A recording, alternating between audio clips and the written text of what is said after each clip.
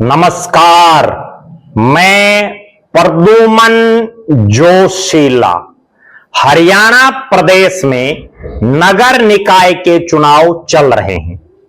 प्रदेश के 3 नगर निगम, 3 नगर पालिकाएं और 1 नगर परिषद का चुनाव फिलहाल चल रहा है। 3 नगर निगम पंचकुला, सोनीपत और अंबाला, रेवाड़ी नगर परिषद, शापड़ा, धारूहेड़ा और उकलाना, 3 नगर पालिकाएं। पूरे हरियाणा की निगाहें इस चुनाव पर हैं, क्योंकि इस चुनाव का जो परिणाम आएगा वो प्रदेश के भविष्य की राजनीति की दशा और दिशा तय करेगा। इन चुनाव को जीतने के लिए नेताओं ने तो अपना दमखम लगा ही रखा है, राजनीतिक पार्टियां भी पूरे जोर शोर से लड़ रही हैं।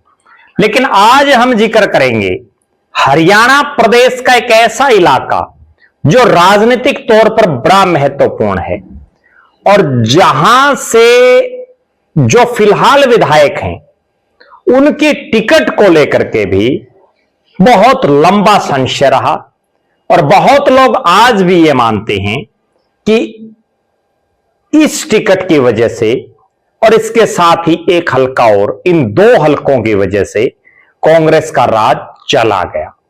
मैं बात कर रहा हूं हिसार जिले के उकलाना विधानसभा सीट की। और उकलाना विधानसभा सीट से दूसरी बार विधायक बने नरेश सेलवाल फिलहाल बन गए हैं मैदान छोड़ नेता। जी हां, मैदान छोड़ नेता बन गए हैं उकलाना के विधायक नरेश सेलवाल। कैसे छोड़ दिया मैदान?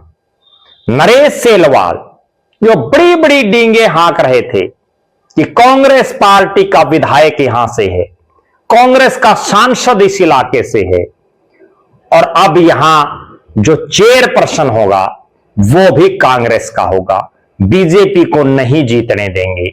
बाकायदा उन्होंने मीटिंग भी बुलाई उकलाना में। मीटिंग में भी बड़ी बड़ी बातें हुई, यहां तक कि एक कैंडिडेट पर लगभग सहमति भी बन गई थी, लेकिन उसके बावजूद मैदान छोड़ दिया नरेश सेलवाल ने। 7 जगह चुनाव है, 7 में से 5 जगह कांग्रेस अपने सिंबल पर चुनाव लड़ रही है, जिनमें नगर निगम की 3 जगह और धारूहेड़ा नगर पालिका से भी लड़ रही है। लेकिन उकलाना में कांग्रेस को कोई कैंडिडेट ही नहीं मिला। चुनाव लड़ने से पहले ही हार गई कांग्रेस।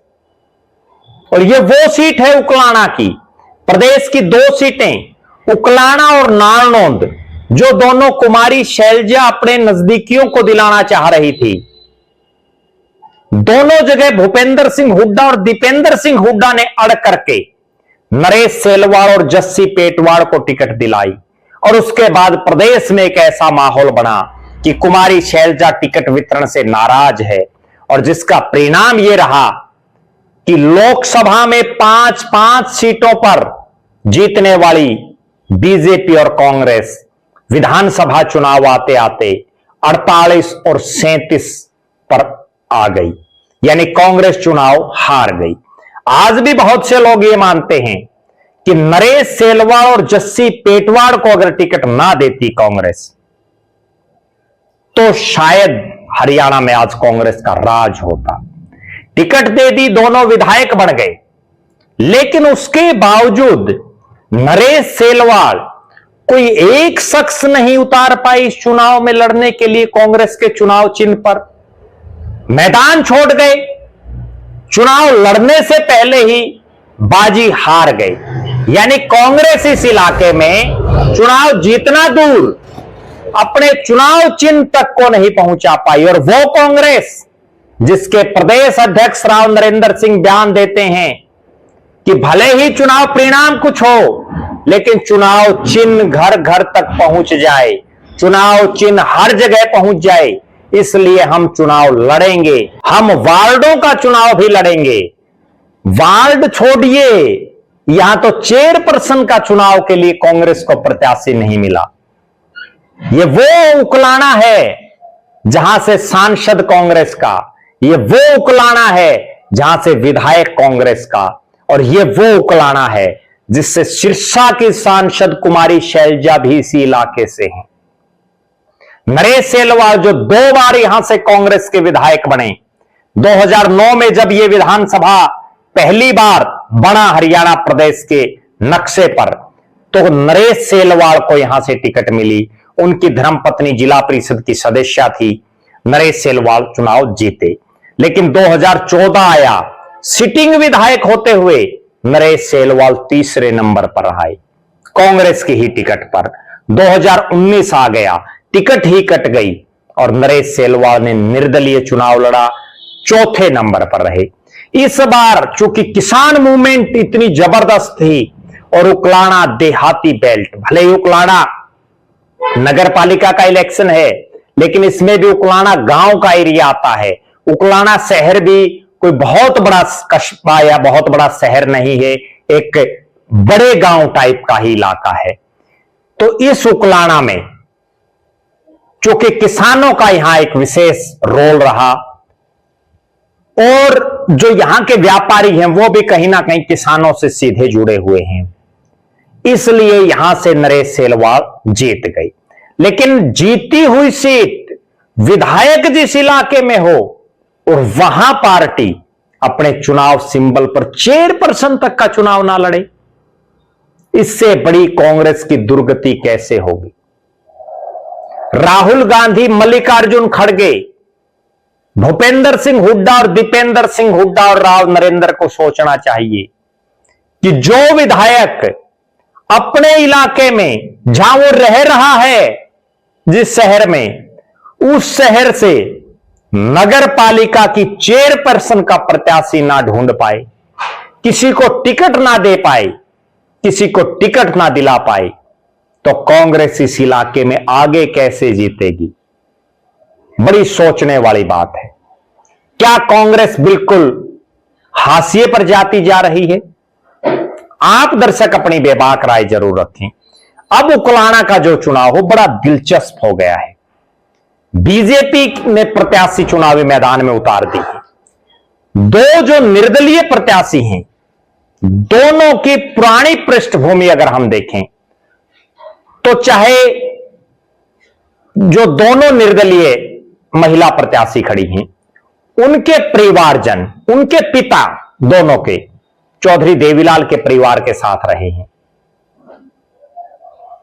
ऐसे हालात में क्या नरेश सेलवाल, चूंकि उनको किसी का सपोर्ट तो करना पड़ेगा, कांग्रेसियों के वोट तो हैं, वो वोट कहीं तो डालेंगे या नोटा दबाएंगे, क्या वो बीजेपी वालों का समर्थन करेंगे या वो ये जो दोनों निर्दलीय, जो पूर्व में जो दोनों महिला प्रत्याशी हैं, इनके जो पिताश्री हैं वो चौधरी देवीलाल के परिवार के साथ रहे हैं, उनकी पार्टियों में रहे हैं, तो क्या उनका समर्थन करेंगे। बड़ी गजब स्थिति बन गई है उकलाना में। हुड्डा परिवार को सोचना चाहिए कि जिस शख्स को टिकट दिलवाने के लिए आपने एडी चोटी का जोर लगाया, आज हालात ये बन गई हैं कि वो अपने इलाके में नगर पालिका में कांग्रेस के चुनाव चिन्ह पर कोई प्रत्याशी को नहीं मैदान में उतार पाए। राव नरेंद्र सिंह जो बड़ी बड़ी डींगे हाँक रहे हैं, जो यहां तक कह रहे थे कि वो वार्ड तक भी चुनाव लड़ना चाहेंगे, उन राव नरेंद्र को भी सोचना चाहिए कि हरियाणा में वास्तव में कांग्रेस कहां खड़ी है। आप दर्शक अपनी बेबाक राय जरूर रखें। उकलाना नगर पालिका में कौन जीतेगा चुनाव? नरेश सेलवाल क्यों बने मैदान छोड़ नेता? क्यों नहीं नरेश सेलवाल ने उतारा कोई प्रत्याशी? क्योंकि फिलहाल मीटिंग जिस शख्स ने कर ली हो और उसके बावजूद प्रत्याशी ना हो, तो यह दर्शा रहा है कि भविष्य में इस इलाके में कांग्रेस को किसी नए चेहरे की तरफ देखना होगा, नया प्रत्याशी मैदान में उतारना पड़ेगा, तभी यहां वास्तव में कांग्रेस मजबूत हो पाएगी। आप दर्शक क्या मानते हैं? नरेश सेलवाल के राजनीतिक भविष्य को आप किस नजरिए से देखते हैं? उकलाना में कौन मजबूत चेहरा हो सकता है जो कांग्रेस को शहर हो या गांव हो मजबूती प्रदान कर सके? अपनी बेबाक राय जरूर रखें। बहुत बहुत धन्यवाद। आपका अपना प्रद्युमन जोशीला।